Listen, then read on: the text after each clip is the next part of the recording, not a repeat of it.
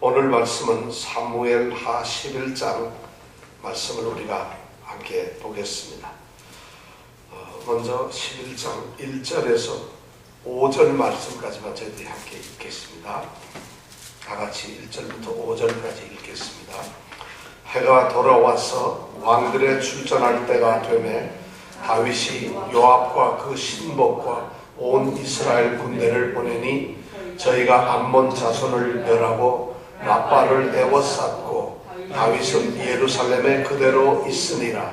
저녁 때에 다윗이 그 침상에서 일어나 왕궁 지붕 위에서 거닐다가 그곳에서 보니 한 여인이 목욕을 하는데 심히 아름다워 보이는지라. 다윗이 보내어 그 여인을 알아보게 하였더니 고하되 그는 엘리암의 딸이요 햇사람 우리아의 아내 밧세바가 아니니이까. 다윗이 사자를 보내어 저를 자기에게로 데려오게 하고 저가 그 부정함을 깨끗게 하였으므로 더불어 동침하매 저가 자기 집으로 돌아가니라. 여인이 잉태하매 보내어 다윗에게 고하여 가로되 내가 잉태하였나이다 하니라. 한 여인이 어떻게 해요? 잉태했어요? 목욕을 했어요? 동침을 했어요? 어떤가요? 한 여인이 이제 다윗 왕국에서 이제 다윗이 몰락하는, 정말 다윗이 이제 비참한 그런 위치로 떨어지는 그런 상황이 이제 11절부터 기록이 되어 있습니다. 사실 다윗 왕국은 10장까지 올 동안에 엄청나게 이 번창을 했습니다. 우리 10장에서만 봐도 마지막 그 다윗 왕국의 그 화려함이 마지막 점을 찍는 아주 그런 놀라운 일이 있었죠. 암몬 왕 나하스가 죽고 그 아들이 한운이 이제 왕이 되었을 때 그 나하스가 죽은 것을 알고 조문 사절단을 보내죠, 다윗이. 그렇죠? 그 조문 사절단을 보냈는데 서로 관계가 좋아지기는커녕 그 한운 왕이 모욕과 멸시를 주었죠. 망신을 주었죠. 그래서 이 조문 사절단들이 망신을 받는 그런 일 때문에 암몬과 다윗은 전쟁을 하게 됩니다. 암몬을 이제 용서할 수가 없어서 쳐들어갔죠. 갔는데 암몬은 무찌를 수가 있는데 문제가 생겼죠. 암몬이 북방에 있는 이 아람 군대를 용병으로 고용을 했어요. 그래서 아람 지역에 있는 군대들이 장마치 4개국이 32,000명의 용병을 파견했죠. 그래서 이 요압 장군이 가서 싸움을 했는데 용병이 도망을 갑니다. 그래서 무찌르고 그 다음에 이 암몬족을 쳐들이기 위해서 쫓아갔더니 암몬족이 도망을 가서 라빠 성으로 들어갔습니다. 그리고는 이제 철군을 했어요. 그런데 이 아람족들이 다윗에게 그 당한 분을 못 이겨서 군대를 다시 모집합니다. 엄청난 군대를 모집하고 다윗에게 전쟁을 겁니다. 그래서 다윗이 그걸 쳐들어가서 그 아람 군대를 완전히 섬멸을 하고 그들로부터 조공을 받게 되죠. 그래서 다메섹이라고 하는 곳에 수비대를 두고 그래서 그 지역을 다스렸어요. 이것이 지난 주에 우리 말씀이에요. 이건 무슨 얘기냐면 다윗이 암몬족한테 은혜를 베풀고 화치를 하려다가 이것이 전쟁이 되어버렸는데 암몬과의 전쟁으로서 끝날 줄 알았는데 오히려 연합군이 쳐들어와서 전쟁이 확대되어 버렸어요. 그래서 더 힘들어진 상황이 되었는데 하나님께서는 그걸 이용을 하셔가지고 다윗에게 축복을 했어요. 그래서 오히려 암몬뿐만 아니라 아람족까지도 무찌르는 이런 일이 일어났다는 것이죠. 그래서 아람족을 전멸했다는 이 얘기는 뭔 얘기냐면은 다윗이 인근 모든 국가를 정복했다는 이런 말이에요. 다윗 마음속에는 아람을 정복할 생각이 요만큼도 없었어요. 그런데 암몬 때문에 결국은 아람까지 무찌르고 유프라테스 강까지 이르는 아주 대제국을 건설하게 되었어요. 그래서 다윗 왕국이 이스라엘 역사상 최고의 제국을 형성하게 되었다는 것이죠. 이렇게 엄청난 위대한 일을 하나님께서는 약속을 하고 이미 계획을 하고 계셨어요. 전쟁 속에서 그것이 불리할 줄 알았는데 오히려 그것을 하나님께서 선으로 바꾸어가지고 다윗 왕국에 엄청난 축복을 내리셨다는 거예요. 그러니까 다윗은 이제는 뭐 걱정할 게 없어졌죠. 그런데 이렇게 번영되고 승승장구 발전해 나가는 다윗의 왕국에 문제가 생겨요. 그런데 그 문제의 핵심이 바로 다윗으로부터 시작이 된다는 것이에요. 다윗 왕국이 이제 문제가 생기고 어려워지는데 그 어려움의 가장 중심에 누가 있느냐면 바로 다윗이 있어요. 심각한 문제 아니에요.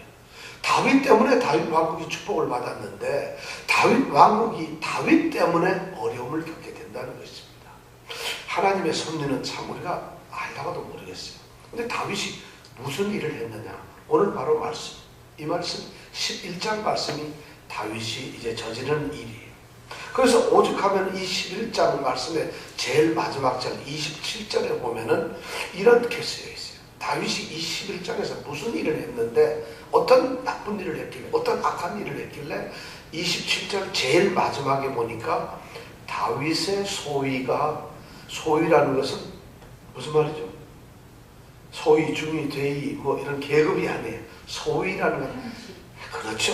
다윗의 한 일, 다윗의 한 일이 여호와 보시기에 어떻게 악하다. 다윗이 무슨 일을 저질렀는데 그 일이 너무 악하다는 얘기. 하나님이 가장 마음에 기뻐하는 것이 다윗인데 다윗이 한 일이 너무 하나님 보시기에 악했다는 것이. 8장 14절에 보면 뭐라고 이 사무엘하 8장 이전에 들어가서 우리가 같이 배웠었는데 그때 8장에 뭐라냐면 다윗이 어디를 가든지 여호와께서 이기게 하셨더라. 이것이 8장에 있는 두 번씩이나 나오는 말이에요. 다윗이 어디를 가든지 브루클린에 가든지 맨하탄에 들어가든지 롱아일랜드 볼링장에 가든지 다윗이 어디를 가든지 여호와께서 이기게 하셨더라. 그런 다윗에게 드디어 그 소위가 여호와의 눈에 보기에 악하게 되었다는 도대체 무슨 일이 이 11장에 있었을까요? 우리가 오늘 읽어봤던 말씀 중에 이제 다윗의 범죄에 대해서 이 다윗이 저지른 범죄에 대해서 우리가 생각을 해보려고 합니다.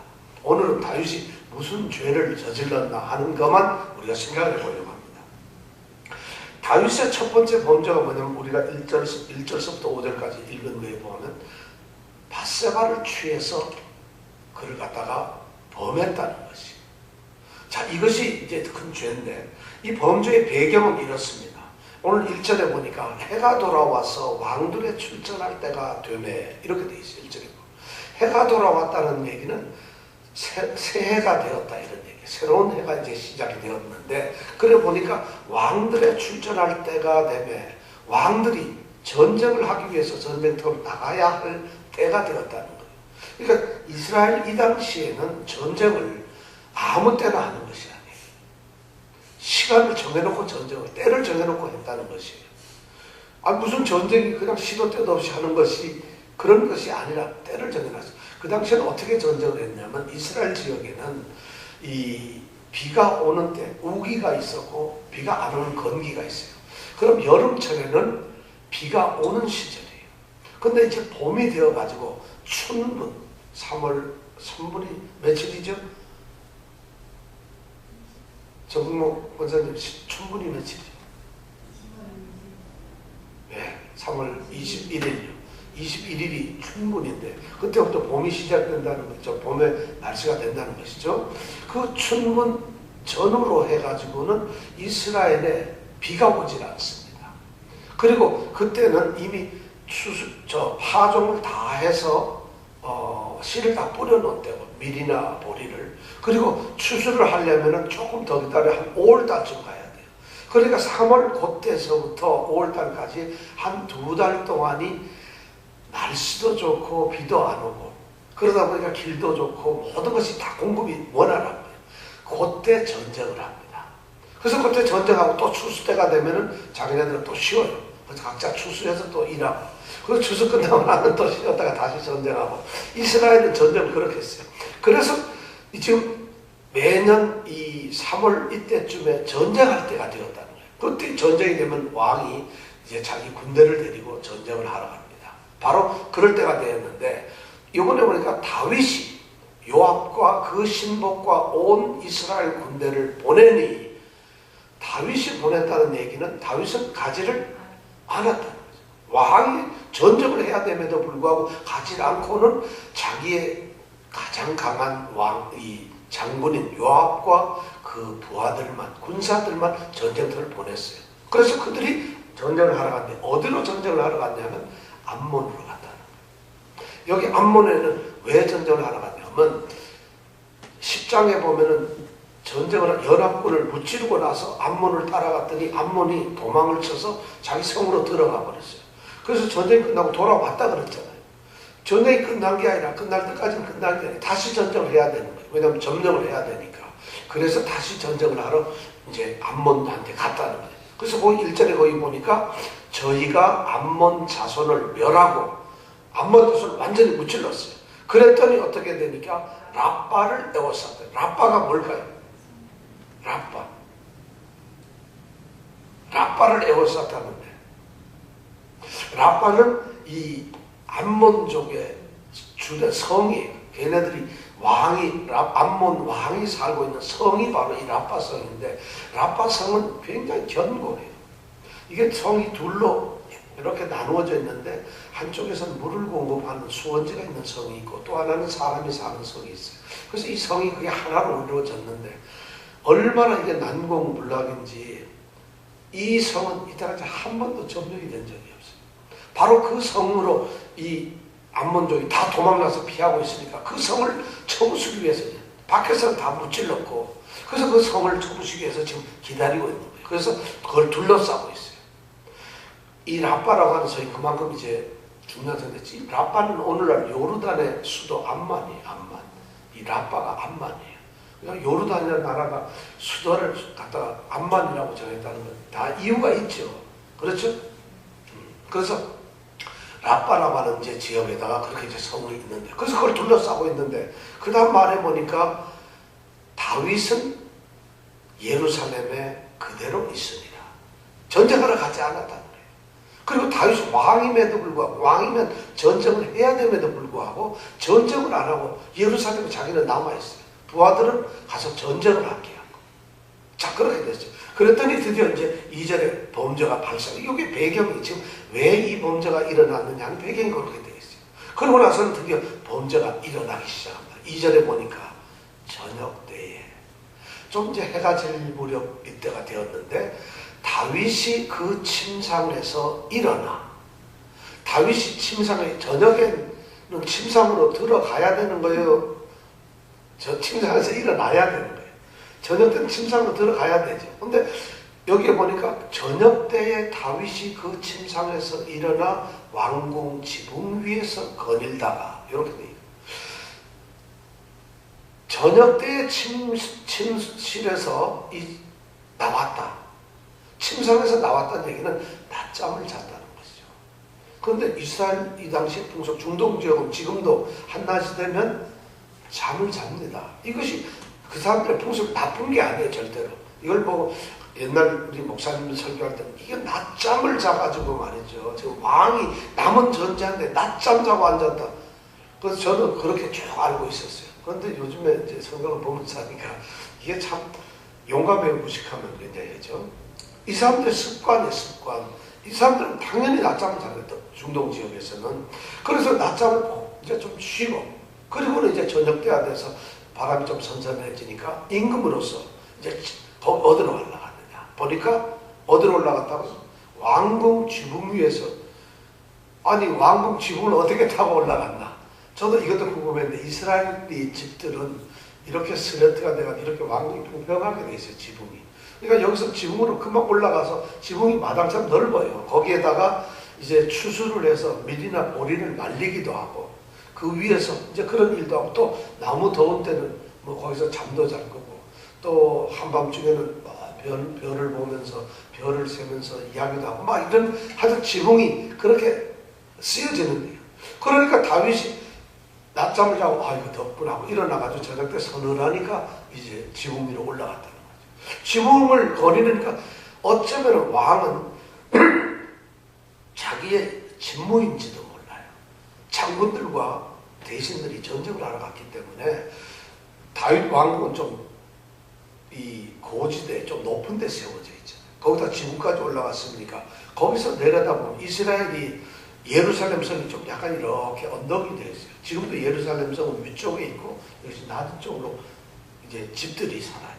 마찬가지로 다윗 왕국도 그렇게 되니까 올라가서 이제 예루살렘 성 안에 있는 백성들의 집을 이렇게 보는 것. 이것이 왕이 하는 일이란 말이에요. 그래서 다윗이 이제 지붕에 올라가서 이렇게 저녁에 보고 있는데 뭘 봤어요, 지금? 이병택 씨는 뭘 봤어요? 한 여인이 목욕을 하고 있는 걸 봤다. 이 여인은 밤에 목욕을 안 하고 왜 저녁에 했을까? 아니면 새벽에 하는가? 근데 이게 사실은 이스라엘의 여성들의 이 집 구조를, 사람들 집 보면 집 마당에 있는 우물이 하나 있어요. 그럼 거기에서 목욕을 합니다. 그러면 그 요때 정도 시간이 되면 보통은 다 목욕을 한다고 그래요. 그러면 지붕에 올라가서 보는 사람이 나쁜 거겠어요? 목욕을 하는 사람이 나쁘겠어요? 올라가는 사람이 나빠요. 하여튼 그 성경은 그런 얘기 누가 나쁘다고 안 하는데 다윗이 목욕을 하면서 목욕을 하고 있는 한 여인을 봤던 거예요. 근데 여인만 봤으면 좋은데 그 다음 얘기가 뭐라고 돼 있어요? 목욕을 하는데 심히 아름다워 보이더라. 여기서부터 문제가 생겨요. 목욕을 했는데 예를 들어서 뭐 허리가 한 35 이 정도 돼서 목욕을 했으면은 얼른 딴 데 보자 하고 했을 텐데 아마 안 그랬는가 보죠. 그러니까 보는데 너무 아름답더라는 거예요. 그러니까 다윗이 그때 무슨 생각을 했는지 아무 얘기도 없어요. 3절에 보니까 다윗의 드디어 범죄할 이 생각이 나는 거예요. 그래서 그 여인이 저 여인이 누군가 조사를 하면서 왜 조사를 할까요? 다윗이 지금 아주 지금 나쁜 짓을 하고 있어요. 우선 왕으로서 전쟁터에 나가지도 않고 이 왕국이 남아있는 것 직무유기예요. 왕은 전쟁터에 나가야지 않겠어, 그죠? 당연히 전쟁터에 가서 싸움을 해야 되는데 이제는 좀 살만해지고 뭐 생각해보세요. 아람 군대까지 정복을 해서 그 제국이 굉장히 넓어지니까 암몬 정도는 싸움할 필요도 없다 이렇게 생각을 하는 거죠. 그러니까 안 가고 있다가 그러고 나서 여인을 보면 저 여인이 남편이 아마 군인인가 지금 전쟁터에 가 있으니까 그래 이러고 나서 그냥 쓱 들어갔으면 아무 문제가 없을 텐데 이 죄를 짓기 위해서는 죄를 짓을 때는 마음이 꼭 이렇게 호기심이 이렇게 생기는 거예요. 그러니까 저 여인이 보니까 아름다워. 누군가를 괜히 알아보기 시작. 그래서 사람을 보냈어요. 3절에 보니까 다윗이 사람을 보내가지고 그 여인이 누군가를 알아봤더니 그 여인이 이제 누구냐 하면은 누구라고요? 누구의 딸? 엘리암의 딸? 누구의 아내? 햇사람 우리아의 아내라는 것을 알려준 거예요. 자, 이 여인은 엘리암이라고 하는 사람의 딸이에요. 이 엘리암은 이 23장 34절에 가보면은 이 사무엘에 굉장한 권력을 가진 사람이고 그리고 굉장히 용감한 장군이었어요. 이 엘리암이라는 사람이. 그리고 이 엘리암이라는 사람은 아히도벨이라고 하는 사람의 아들이에요. 그러니까 이 다윗 왕국에서는 굉장히 요직에 있는 대단한 사람이 아히멜렉. 그리고 실제 또 이 아히멜렉이라고 하는 사람은 엘리암이 이제 그 아들이죠. 아히멜렉은 다윗에게 무슨 일을 했는가 하면은 다윗의 이제 모사, 쉽게 얘기하면 다윗이 뭘 자문을 구하면 자문을 구해주는 굉장히 다윗의 선생과 같은 사람이었어요. 그런데 그 사람의 아들 엘리암의 딸이었으니까 좀 젊겠죠. 그런 딸이라는 걸 알아냈어요. 그리고 그 엘리암 나중에 보면은 누구예요? 아히도벨이라고 하는 이 사람이 압살롬이 배신을 할 때, 이 반란을 일으킬 때 다윗이 배신하고 그쪽으로 가버려요. 그래서 모반을 하는 편에 들어가서 나중에 죽게 되는데 아마 이때 사건이 문제가 됐을지 모르겠어요. 하여튼 이 암멜도 이 아히도벨도 전부 집안이 대단한 집안이에요. 다윗 왕국에서 쉽게 얘기하면 한 장관 집안 정도는 되는 사람이에요.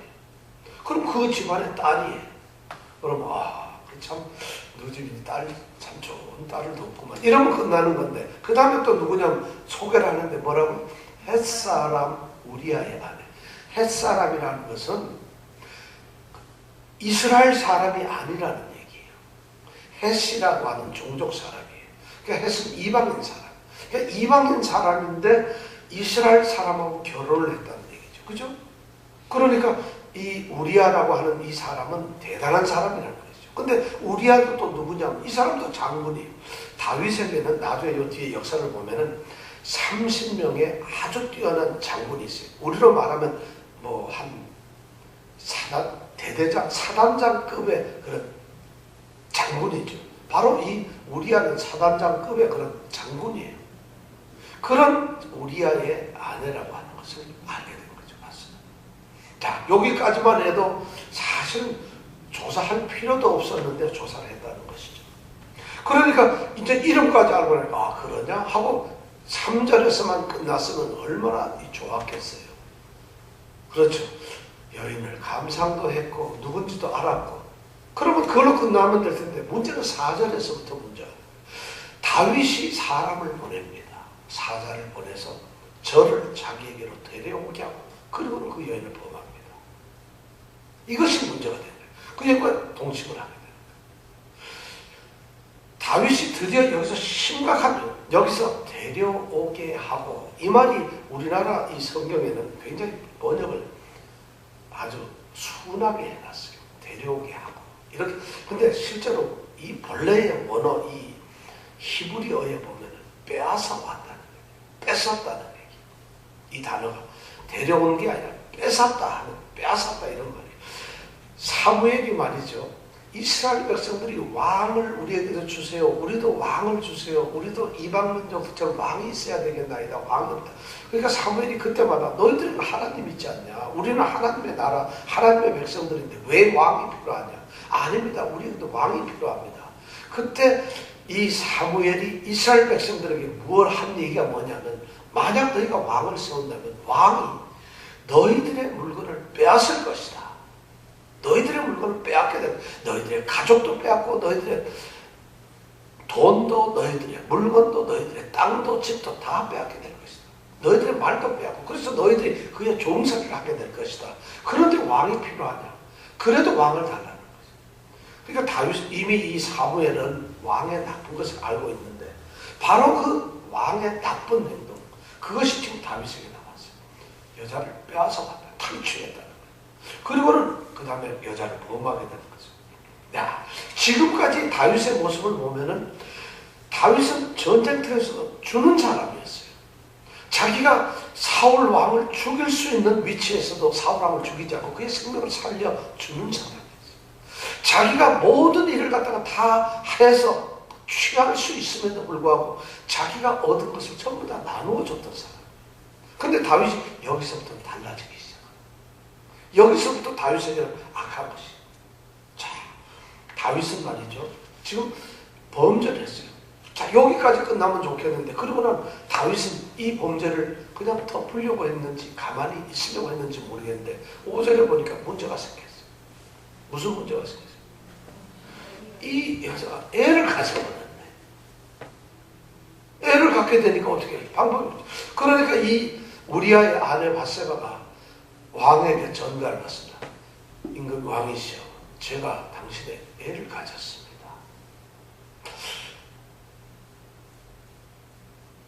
사실은 이 밧세바도 보통 용감한 여자가 아니죠. 그렇게 됐으면 입다물고 가만히 있어야 되는데 그것을 왕한테 이보시오 왕, 당신 알아서 하시오. 이제 이렇게 됐어. 큰일 났어. 당신이 책임지시오. 얘기 아닙니까? 그렇죠?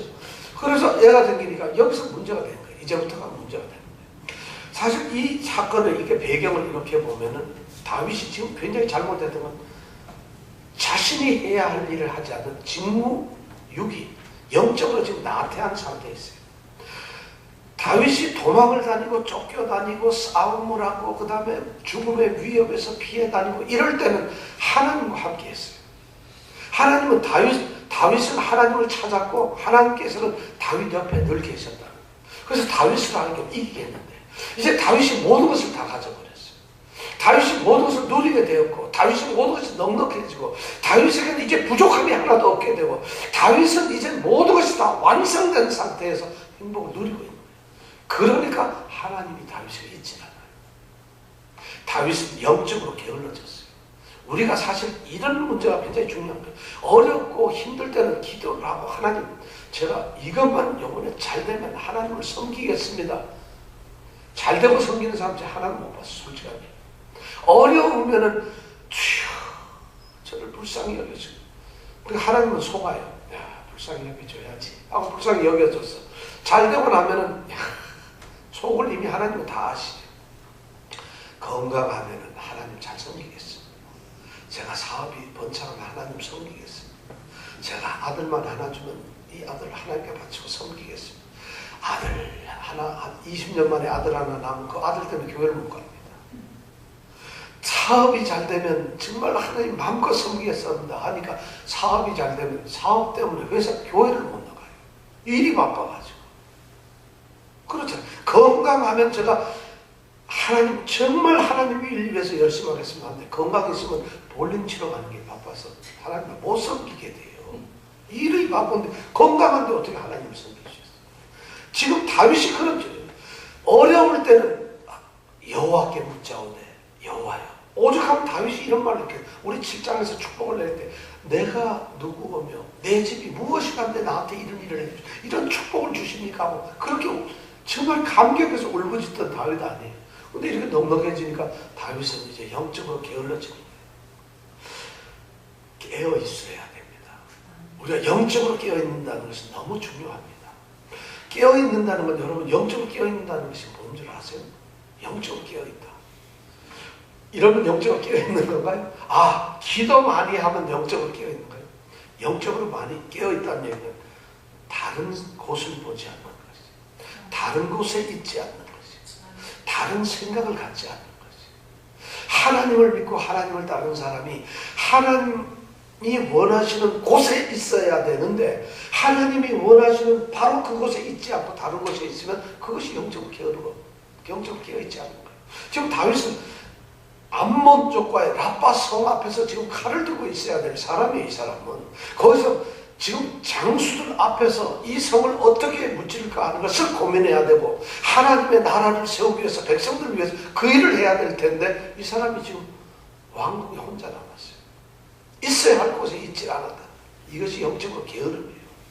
사실 영적 게으름은 있어야 할 곳에 있어야 됩니다. 이것이 첫 번째죠. 두 번째는 봐야 할 것을 봐야 되는 거죠. 보지 못할 것을 보암직한 이런 것이 우리 범죄를 일으키게 됩니다. 영적으로 깨어있는 사람은 보아서는 안 될 것을 보지 않습니다. 보아야 될 것을 봅니다. 그래서 예수만 바라보자, 주 예수만 바라보자. 그렇게 성경은 늘 그렇게 이야기하고 있는 거죠. 그 다음에 영적으로 게을러져서는 안 돼요. 사람이 게을러지잖아요. 자꾸만 그죠. 그래서 뭐 좀 하면 이거 다음에 해야지. 운전 중에서 제일 나쁜 게 뭐냐면 졸음운전이에요. 여러분 운전 한 4시간만 하이웨이 똑같은 길 간다고 해보세요. 어떤 사람도 깜빡하게 돼 있어요. 졸게 돼. 죽는 거예요. 죽는 거. 영적으로도 이렇게 졸음에 그런 일이 생기면 영적으로 늘 우리가 뜨겁게 자기 자신을 돌봐야 되는데 영적으로 나태해지고 게을러지고 깜빡 죽는 사이에 이런 일이 벌어집니다. 좀 심각한 문제죠.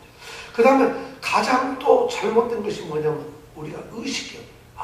흐리멍텅하고 자기가 쉽게 습관에 의해 가지고 아무 생각 없이 예수를 이런 것이 영적으로 무리한 거예요. 여러분 재미난 얘기 하나 할게요. 재미난 게 아니라 무시무시한 얘기.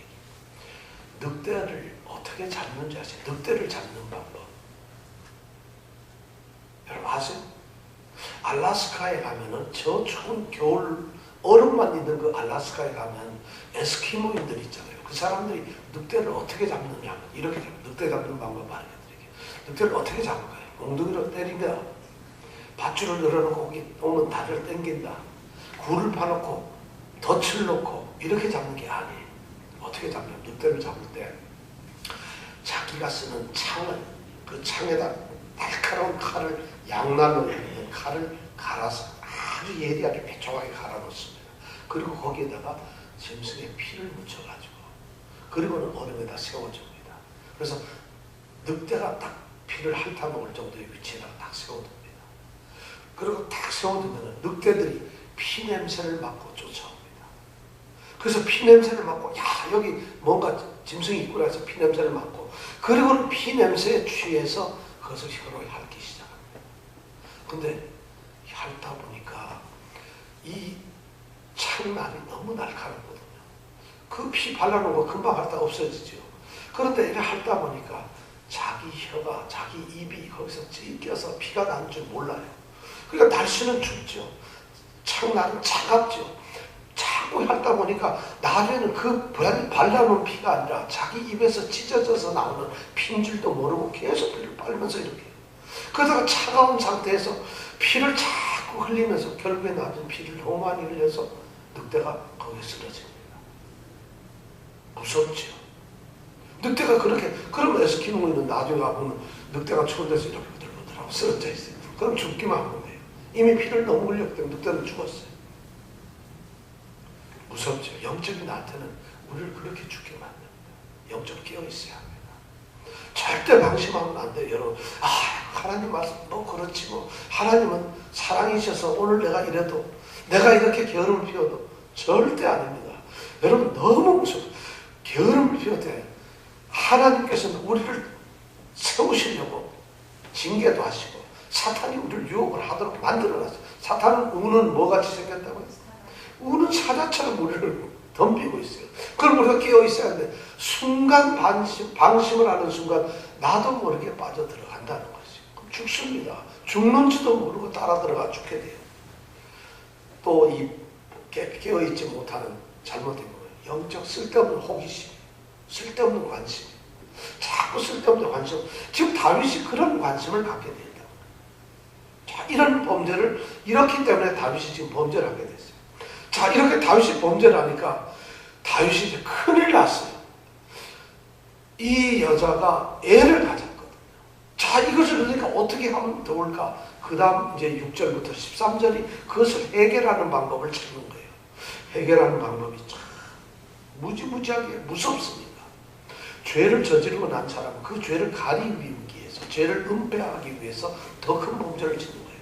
자, 이 사람이, 다윗이, 이걸 어떻게 하면, 내가 왕인데 율법에 여인을 저렇게 하면 안 되는데 내가 지금 저 여인을 갖다 범했구나. 그렇다면 저 남편이 오면 나는 어떻게 되고 사람들이 알면 어떻게 될까?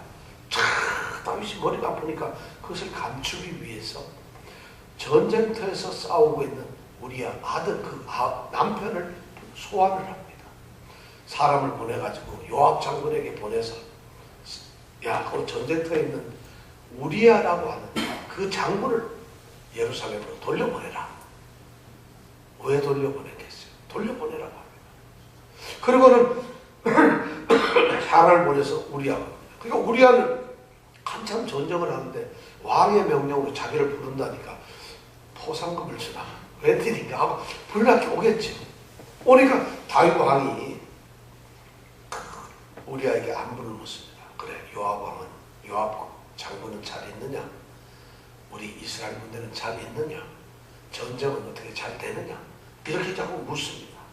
자, 여기에서 이렇게 보면은 굉장히 심각한 문제가 생겨요. 다윗은 자기 범죄를 가리우기 위해서 지금 너무나 악한 생각을 하고 있는데, 우리야라고 하는 사람은 여호와의 이 전쟁을 위해서 충성을 하고 있어요. 한 사람은 악한 생각으로 이 사람을 부르고 한 사람은 지금 충성을 하고 있어요. 너무 대조되잖아요. 그러면서 보세요. 이 다윗이 우리야에게 요압 장군 잘 있느냐? 우리 이스라엘 군대 잘 있느냐? 우리 전쟁은 지금 잘 되고 있느냐? 여기에서 잘 되고 있느냐? 잘 있느냐? 요 말이 이스라엘 말, 이 히브리 말로 샬롬이에요. 평화를 지금 얘기합니다. 근데 실제로 이 다윗에게는 평화가 없어요. 두려워요.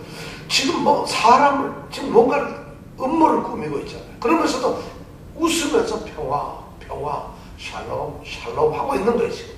얼마나 이게 좀 성경을 이게 원어로 이렇게 된 것을 읽어보면은 너무 정말 가증스러운 다윗의 모습이에요. 나쁜, 다윗이 지금 왜 이렇게 했느냐면, 그래서 우리야를 불러놓고, 그래, 전쟁도 잘 되고 있다 이거지. 그래, 알았어. 그러면 너는 오늘 집에 들어가서 쉬어라. 이게 뭐예요? 우리야가 들어가서 아내와 같이 잠을 자고, 그럼 애를 낳아도 나중에는 이 애는 우리야의 애다. 이러면 끝이잖아요. 그러면 우리아의 아내 이 바세바나 우리아가 DNA 검사합시다. 이럴 리가 없잖아요. 옛날에는. 그죠? 그럼 그렇게 해서 그냥 자기의 범죄를 감추려 하는 그런 욕심에서 우리아를 강제 소환하고, 그리고는 바세바 아내와 잠을 자도록 이렇게 배려를 해주는 거예요. 엄청난 배려 같은데 실제로는 엄청난 여기 흉계가 들어있는 거죠. 자기의 잘못을 감추고. 그런데 이 우리아가 문제가 생겨요. 가서 네 임금님 알겠습니다 하고 왕에게 왕이시여 하고 그리고 딱 나갔는데 잠을 자는데 도대체 이 친구가 집으로 가지라며. 다윗 왕궁 내서 자기 집까지는 거리가 뭐 이거 5분도 10분도 안 걸려요. 걸어가봤자. 근데 거기를 가지 않고 예루살렘 성내에 있는 다윗의 종들이 살고, 왕국의 종들이 살고 있는 그 방에 가서 종들하고 같이 자는 거예요. 집에 안 가요, 이 친구가. 아, 이게 다윗 왕이 너 휴가죠. 특별 휴가다 하면서 최재형 자매하고 같이 있어라. 이렇게 하는데 이 최창호 형제가 아, 전 휴가 안 갈랍니다. 이러는 거랑 똑같다는 거예요. 안 가는 거예요, 도대체. 그래서 다윗이 그렇게 이상하니까 다윗의 이 신하가 그것을 봤어. 그리고 왕한테 가서 임금님 집에 가서 자라는데 이 친구가 집에 안 가고 종들한테서 같이 자고 있습니다. 그러니까 다윗이 깜짝 놀라고 이거 도대체 어떻게 된 걸까? 그래서 우리아를 불렀죠. 너 왜 가서 안 자니? 자, 우리아가 뭘 안 자냐? 왕이시여, 법궤가 지금 전쟁터에 있습니다. 야, 이 말이 지금 이게 거룩한 하나님의 전쟁을 하고 있습니다. 법궤가 전쟁터에 있어요. 그리고 나의 장군인 요압 장군이, 그리고 이스라엘 군대가 지금 싸움터에서 지금 들에서 자고 있습니다. 그런데 그 싸움을 해야 될 내가 그 동료들과 우리 법궤와 하나님의 일을 놔두고 우리 백성들의 전쟁을 놔두고 어떻게 내가 집에 가서 잠을 잘 수가 있겠습니까?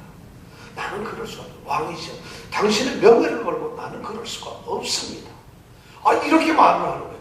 그때 다윗이 속으로 어떻게 했어요? 다윗은 지금 어떻게 하든지 죄악을 은폐하려고 하는 이런 일을 하고 있는데 그 우리아라고 하는 사람은 도리어 우리아의 입을 통해서 다윗을 지금 아주 질책을 하고 있는 거예요. 나는 그런 데서 잘 수가 없습니다. 당신 도대체 어떻게 된 사람이 하고 말하는 거랑 거의 뭐 비슷한 거예요. 그러니까 다윗이 너무 이거 뭐 대책이 없으니까 자기 계획이 지금 수포로 돌아간 거예요. 알았다. 그러고는 밤새 술을 먹입니다. 그 술이 취하면서 이 우리아 장수가 술이 취했어요. 이럴 때 술 먹는 건 괜찮은 것 같아. 성도도 이럴 때 술. 그래서 술이 취해가지고 다윗이 그러면 집으로 가겠지 했는데, 야, 이 우리아는 집으로 안 가고 그냥 다시 또 종들 집에서 자요. 그러니까 임금도 할 수가 없습니다. 아, 1차 회의 그래 수포로 돌아가고 말았어요. 다윗이 자기가 계획했던 계획이 실패로 돌아가니까 그걸로 다윗이 이제는 끝났구나 이렇게 생각하면 얼마나 좋겠어요. 근데 다윗이 또 생각을 달리 합니다. 이번엔 다윗이 무슨 일을 하냐면은, 야, 이거 안 되겠구나. 그러더니 이번에는 우리아를 전쟁터로 다시 요압에게로 보내면서 이제 편지를 하나 씁니다. 우리아에게 편지를 써줍니다. 뭐라고 편지 써주느냐 하면은, 요압 장군에게 우리아가 만약 도착하거든 가장 치열한 전투에 선봉장을 내세워라. 그리고 상대가 공격해오거든 너희들 뒤로 도망을 가거라. 그래서 우리아를 어떻게? 죽게 만들어라. 청부살인을 하는 거예요. 살인지가 의뢰를 하는 거예요. 그런 편지를 딱 써가지고 밀봉당해서 우리아 장군 이거 요압 장군에게 갖다 주시오. 자, 우리아 장군은 뭣도 모르고 네 하고 그 편지를 들고 갑니다. 그게 뭐예요? 자기 사형장이에요. 사형. 자기 죽으러 가는 거예요. 그리고는 그걸 덜렁덜렁 들고 요압 장군에게로 갑니다.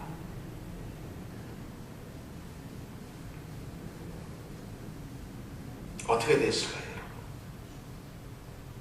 어떻게 됐을까요?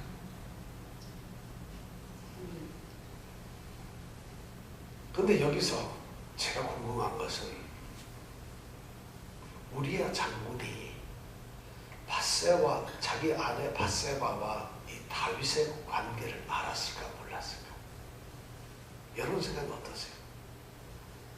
알았을 것 같아요? 몰랐을 것 같아요? 우리가 어른들 옛날에 우리 목사님들 요즘도 많이 합니다. 이 성경 11장을 설교할 때 우리야처럼 충성스러운 장군이 되어야 합니다. 여러분 그런 장군 되고 싶으세요? 우리야 같은 장군, 이병택 집사님 우리야 같은 사람 되고 싶으세요? 우리야 장군 같은 사람? 천만이죠. 근데 성경할 때 보면 우리야처럼 충성된 장군이 되어야 된다는데, 여러분 우리야는 자기 아내 밧세바와 다윗의 이 불편한 관계의 진실을 알았을까요? 몰랐을까요? 불림을 받았을 때 알았을까? 몰랐을까요? 다윗 왕 앞에서 술을 먹고 가서 자라할 때 그 사실을 알았을까요? 몰랐을까요? 어땠을까요? 근데 성경학자들이 알았다는 사람도 있고 몰랐다는 사람도 있어요. 왜냐하면 여기 성경에 그 답을 안 써놨어요. 그런데 이 성경을 조심히 읽어보면 어떻게 보면 알았던 것 같기도 하고 어떻게 보면 몰랐던 것 같기도 하고. 그런데 스테른버그라고 하는 신학자는 알았다고 주장을 합니다. 그렇다고 하면서 우리아의 그 심정이 어땠을까 생각해서 전쟁 열심히 하고 있는데 어느 날 휴가 갔다 온 자기 동료가 자기한테 은밀하게 얘기를 합니다. 오 장군, 참 이거 나쁜 소식인데 이게 맞는지 틀린지 몰라. 내가 예루살렘에 휴가 갔다 왔는데 이런 소문이 있어. 당신 부인하고 말이야 다윗 왕하고 그렇대. 자, 그런 소문이 만약에 이 동료로부터 들었다면 이 우리아가 어떻게 되겠어요? 얼마나 들었어요. 그런데 어느 날 갑자기 왕이 우리아보고 너 잠깐 예루살렘에 와라 이러거든요. 그러니까 야, 우리아 난 이제 죽었구나. 드디어 이 왕이 뭐 때문에 나를 부를까? 내 아내를 갖다 범하고 있어도 모자라 나를 부르는 거야. 그리고 봤어요. 그러면서 다윗 왕을 딱 보니까 다윗 왕이 탁하게 그래 요압 장군 잘 있어. 그 순간 속에서 분노가 확 일어납니다. 이 더러운 놈을 내가 죽여야 되나 말아야 되나. 남의 아내를 이런 생각. 이건 스테른버그라고 하는 이 신학자의 소설을 쓰고 있는 거예요. 분해하겠죠. 그런데 이 왕은 웃음 하나 딱 짓더라고. 그래 집에 가서 쉬어. 집으로 딱 발걸음질을 하려다 보니까 아내 얼굴이 딱 떠오르는데 분노가 확 납니다. 더러운 X 년 내가 어떻게 거기 가서 잡수 있어. 안 가. 그거는 어디 가서 좀더 밑에 올라가서 같이 잡으면 그거는 막 죽겠어요. 이거 어떻게 하면 좋을지. 세상에 이런 나라가 어디 있는가? 내가 뭘 잘못했는가? 그런데 임금은 그것도 모르고 왕은 또 술 먹여준다. 그러니까 잘 됐구나. 술 먹고 선물까지 보내주고 이러니까 아마 우리아는 그때 그 속의 분노가 말할 수 없었어요. 차라리 죽는 게 낫겠구나. 그래서 그 편지 들고 가면서도 그래 편지 이번 전쟁 가면 차를 뭐 하나 내 그냥 내가 전쟁터 제일 앞에 뛰어나가지고 그냥 창에 찔려 죽고 말지. 그래서 죽었다는 거예요. 앞에 나가서. 그런 신학자들도 있어요. 그렇게 해석하는 신학자. 근데 여기 보면 그 말도 틀린 것 같고 몰랐던 것 같기도 하고 알았던 것 같기도 하고. 왜냐하면 밧세바는 굉장히 지혜로운 여인 같아요. 나중에 뒤에 열왕기 상 이런 데 보면 자기 아들 솔로몬을 왕을 시키기 위해 가지고 나단 선지자하고 아주 결탁을 해서 굉장히 지혜롭게 아주 전략을 잘 짜고 이 계략을 굉장히 잘 짜요. 그런 걸 봐서는 이 밧세바는 굉장한 여자 같아요. 웬만하면 애를 가졌으면 어떻게 하나 지금 본인이 고민이 될 텐데 왕에게서 그렇게 약간 협박을 하면 어떡할 거야? 나 책임져. 아니면 뉴욕 타임즈에다 바로 얘기할 거야. 난 왕이 이렇게 했다고. 골치 아픈 거 아니겠어요? 그러니까 이 어쩌면 밧세바는 굉장히 영리한 여자인지도 몰라요. 그러나 성경은 일단 그런 얘기를 안 하고 초점은 다윗의 범죄에 맞춰져 있습니다. 자, 그래서 이 우리아는 그 편지를 가지고 요압 왕에게 갖다 줍니다.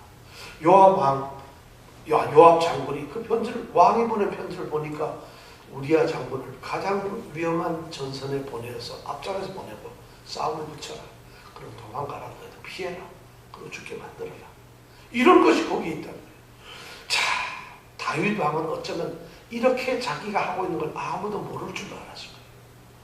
밧세바의 관계도 아무도 모를 것이다. 그리고 이 세상에 아는 사람은 하나도 없을 것이다. 그리고 요압에게도 어쩌면 비밀을 지켜라 했겠죠. 요압은 충성스러운 충견이에요. 왕이 나한테 이걸 부탁하니까 내가 이걸 해야 되겠구나. 그래서 싸움을 붙여가지고 실제로 전쟁 제일 앞자리에 딱 붙입니다. 그래서 앞에서 싸움하게 하고는 요압이 자 군대를 뒤로 뺍니다. 그러니까 결국엔 우리아 장군이 죽습니다. 그리고 우리아만 죽는 게 아니라 장군들 거기에 있던 또 우리 이스라엘 병사들이 몇 명이 또 따라서 죽습니다. 다 후퇴해 버립니다. 다윗의 범죄가 점점 확대되어 가지고 한 여인의 문제, 한 가정의 문제가 아니라 이제는 자기 백성조차도 죽음에 이끌게 하는 이런 나쁜 짓을 하게 됩니다. 그렇죠. 다윗은 정말 이게 왕이 아니죠. 2차 대전 때 히틀러가 말이죠. 전쟁을 할 때요. 히틀러에게 가장 용맹스러운 장군이 누군가 하면 롬멜이라고 하는 장군이 있었어요. 아시죠? 롬멜은 아프리카 사하라 사막 이 북부 지역에서 전투를 했는데 우리 대전차 뭐 이런 전쟁이 그거 있죠. 롬멜은 사막의 여우라 해서 사막 전쟁에서 최고였어요. 그래서 이 히틀러 이 독일의 모든 사람들이 히틀러보다도 롬멜을 더 칭송을 했어요. 그 롬멜이 얼마나 전쟁을 잘했고 사막의 여우라서 연합군들이 롬멜하고 붙으면 다 졌어요. 그런데 어느 날 이 롬멜이 베를린으로 소환이 됩니다. 히틀러가 그 당시에 공군 참모총장, 공군 사령관 괴링이라고 하는 괴링도 아마 여러분 괴링 장군을 통해서 괴링이 소환을 합니다. 롬멜 장군 베를린에 올라오시죠. 그래서 롬멜이 올라가니까 롬멜 앞에 이 괴링 장군이 얘기하는데 당신에게 선택이 두 가지가 있다. 하나는 이 독약을 먹고 죽는 것이다. 그리고 또 하나는 이걸 독약을 만약 먹지 않는다면 너는 비참하게 죽일 것이다. 둘 중에 하나를 선택. 이건 누구의 명령이냐? 히틀러의 명령. 히틀러는 그 당시에 이 독일 군인이며 상들이 자기보다도 롬멜을 더 하니까 거기에 시기가 난 거예요. 그래서 야 이거 롬멜 살려놓으면 안 되겠구나 해서 죽이려고 이렇게 불러놓은 거예요. 그러니까 롬멜이 그걸 눈치를 미치는 거죠. 그래서 히틀러가 주는 독약을 먹고 15분 만에 죽습니다. 근데 그렇게 되니 죽으니까 히틀러가 금방 죽었다는 걸 확인하고는 그 롬멜의 장군 부인한테 편지를 씁니다.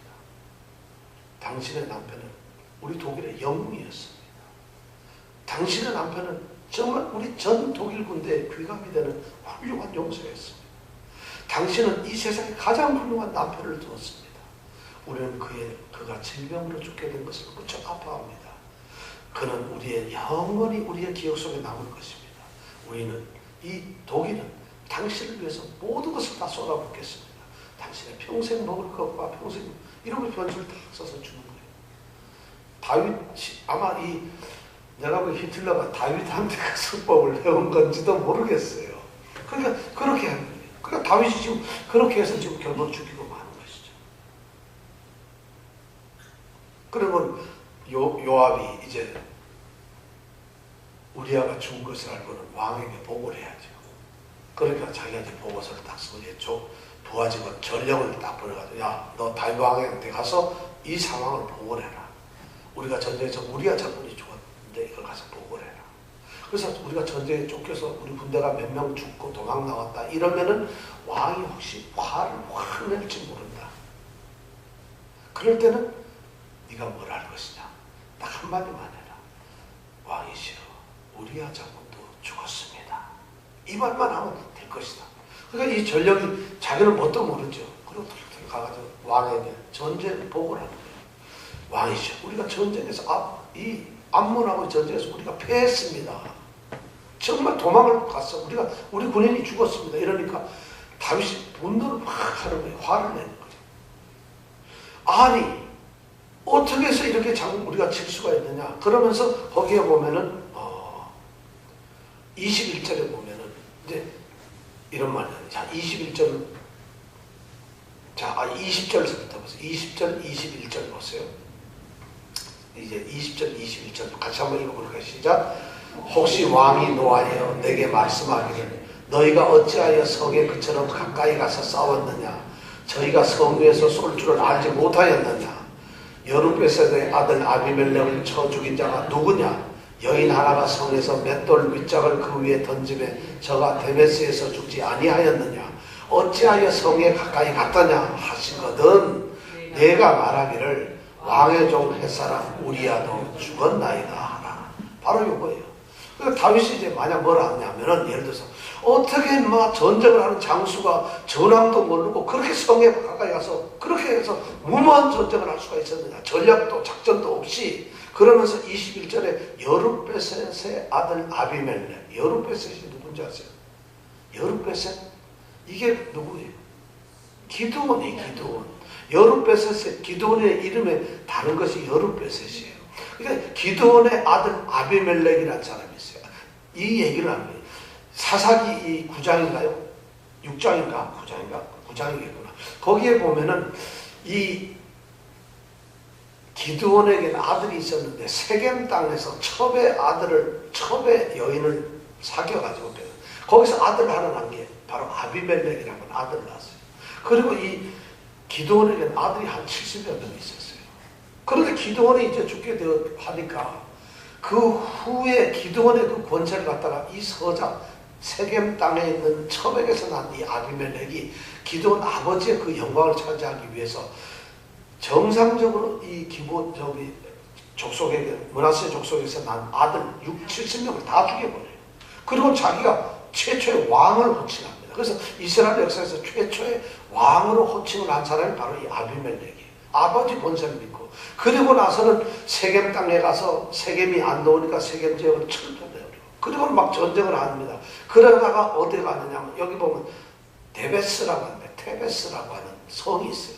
테베스가 지금으로 말하면 여기 오면 숫꽃성 정도 안 되겠나 싶어요. 테베스에 가가지고 전쟁을 이제 그래서 막 화가 나가지고 자기를 따르지 않고 배신하는 이런 백성들을 쫓아서 가가지고 전쟁을 하는데 그 테베스 성 꼭대기에서 아비멜렉이 씩씩거리고 오는 걸 보고 한 여자가 맷돌을 던져가지고 죽입니다. 아비멜렉. 바로 지금 그 얘기를 하는 거예요. 아비멜렉이 그렇게 데베스 그 성에 갔다가 가까이 갔다가 여자가 던진 맷돌에 맞아 죽었는데 너는 그 전사도 한번 읽어보지 못했느냐 이 얘기를 하는 거예요.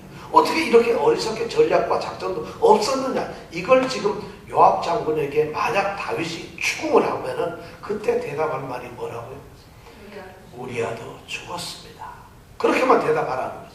그래가지고 이 사자가 와서 그 다음에 22절부터 쭉 보면은 그 얘기 쭉 하는데 이 친구는 너무 급하니까 왕이 묻기도 전에 우리라도 죽었습니다. 먼저 얘기해버려요.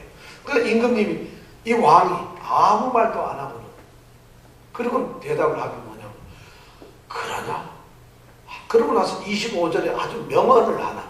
25절 한번 같이 읽어볼까요? 시작.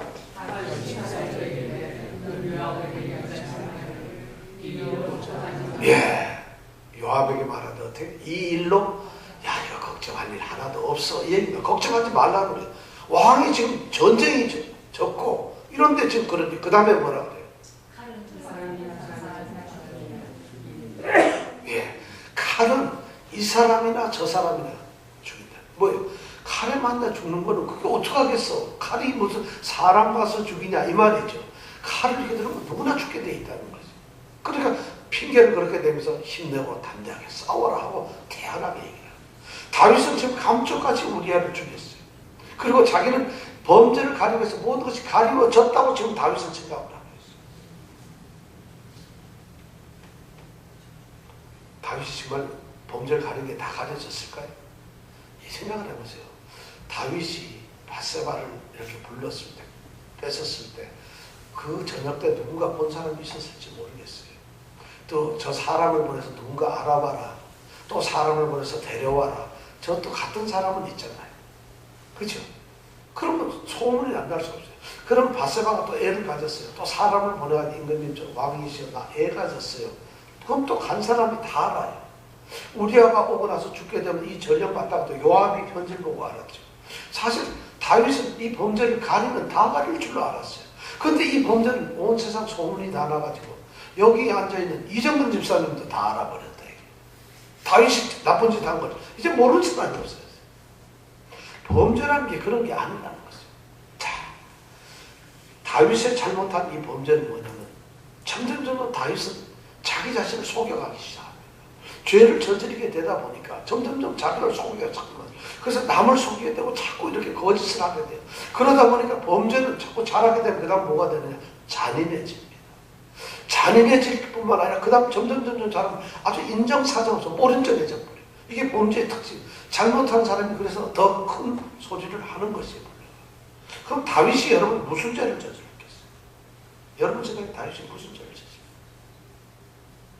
우리는 이 성경을 읽을 때 다윗이 간음죄를 저질러서 하나님께 벌을 받았다 이렇게 얘기를 하는데, 실제로 이 다윗이 오늘 저지른 이 범죄는 십계명을 다 어긴 거예요. 자, 여러분 십계명의 제6계명이 뭔지 아세요? 최지영 자매 제6계명이 뭐죠? 예, 살인하지 말라 이렇게 벌써 얘기를 했죠. 6계명이 살인하지 말라. 우리가 왜냐하면 이거 세례교육 때 지난 시간에 배웠거든요. 살인하지 말라. 7계명이 뭐냐면 간음하지 말라. 8계명은 도적질하지 말라. 9계명은 뭐죠? 이웃을 거짓 증거하지 말라. 거짓말하지 말라. 10번째 증거는 뭔지 아세요?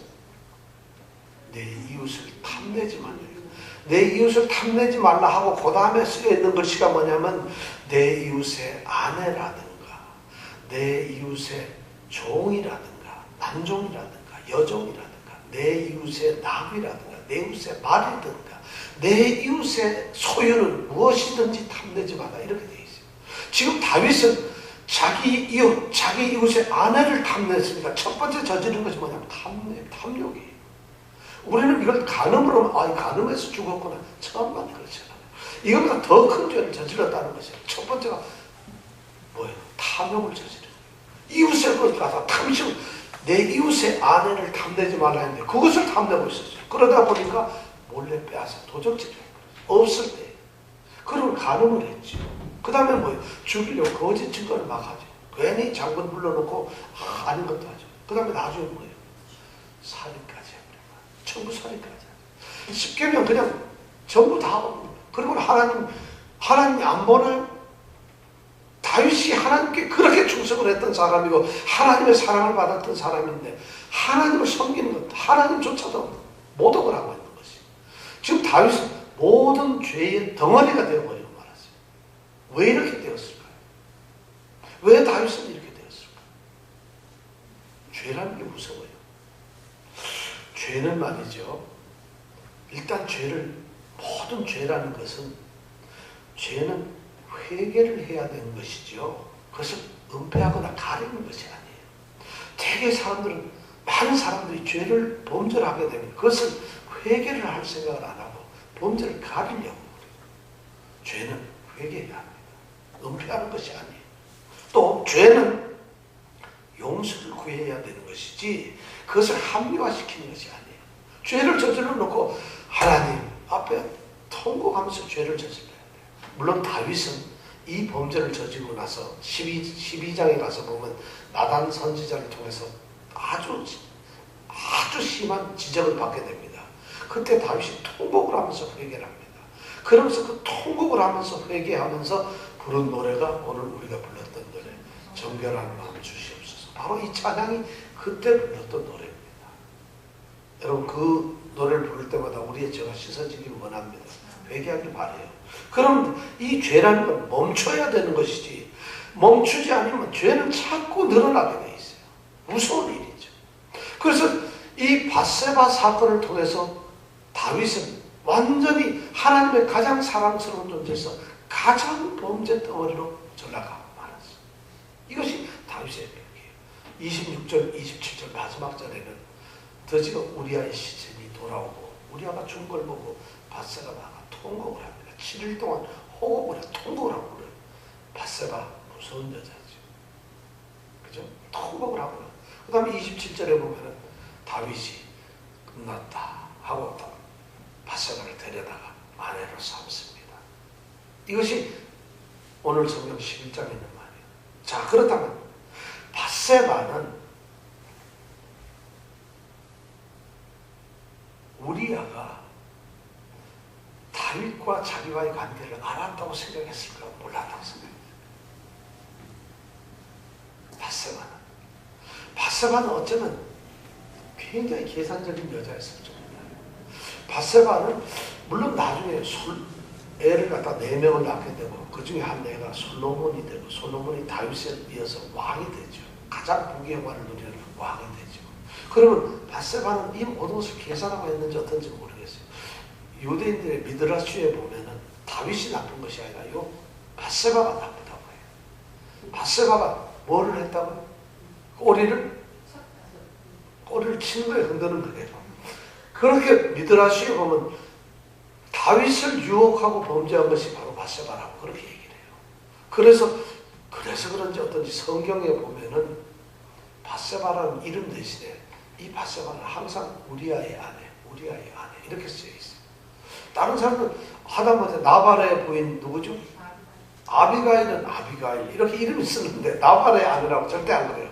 근데 이 밧세바만큼은 성경이 뭐 반드시 우리아의 아내라고 쓰여 있어요. 우리가 잘 아는 대로 마태복음 1장에 보면 예수님의 족보가 쭉 나옵니다. 1장 6절에 보면 예수님의 족보 중에서 여자가 4명이 올라가는데 라합 또 누구죠? 룻 또 다말 다 이름이 올라가는데 이 밧세바가 이름이 올라가지 않아요. 그리고는 뭐라냐? 우리아의 아내 이렇게 하면 1장 6절에 보면 그렇게 써 있어요.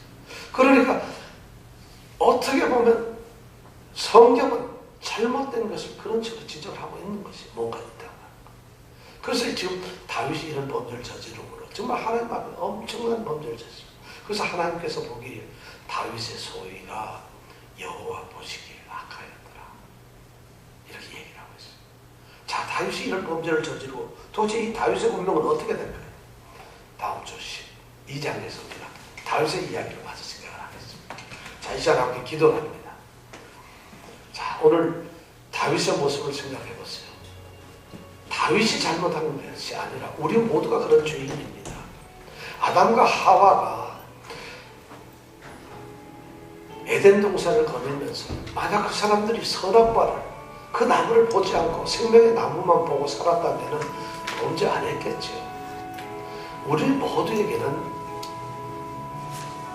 다윗과 같은 이런 범죄, 그런 죄의 씨가, 죄의 싹이 우리에게 있습니다. 그래서 우리는 영적으로 깨어서 늘 하나님과 동행하는 그런 삶을 살아야 됩니다. 여러분, 이 시간 우리가 하나님 앞에 겸손히 고개를 숙이고 하나님 우리의 연약함을 돌보시고 나로 주의 구원에서 떨어지지 않게 하시고 성령을 거두지 말아달라고 이 시간 우리가 함께 기도하겠습니다. 정말 나는 하나님 앞에 어떻게 세워질 사람인가, 어떻게 세워지고 있는가, 하나님께서 나를 어떻게 보실까. 다윗은 이렇게 범죄를 다 속이고 감쪽같이 감추었습니다. 흔적조차 없애버리고 자기는 완전히 깨끗해졌다고 생각했는데 하나님은 그것을 세세하게 하나하나 다 보고 계셨습니다. 그래서 하나님 보시기에 너무 그것이 악했다고 얘기를 하고 있습니다. 우리가 이 땅에 살면서 우리는 예수의 이름을 가지고 오늘 많은 우리 성도들이 하나님의 이름으로 그리스도인의 모습으로 살아갑니다만 얼마나 우리가 그리스도인의 모습에서 벗어나는 삶을, 말을, 행동을, 생각을 하는지 몰라요. 그런데 우리 중심을 보시는 하나님께서는 그 모든 것을 이미 다 보고 계세요. 그렇다면 우리가 하나님 앞에 어떻게 해야 될까요? 우리가 하나님 앞에 기도할 수밖에 없어요. 하나님께서 나와 동행하시고 성령을 거두지 마옵소서. 이 시간 함께 다 같이 기도합니다. 정말 하나님 앞에 우리를 붙들어 달라고, 하나님께서 떠나시지 말고 나를 지켜달라고, 정말 하나님 앞에 신실한 그리스도인으로서 하나님의 택하신 자녀로서 살아가게 해달라고 이 시간 함께 우리가 기도하겠습니다.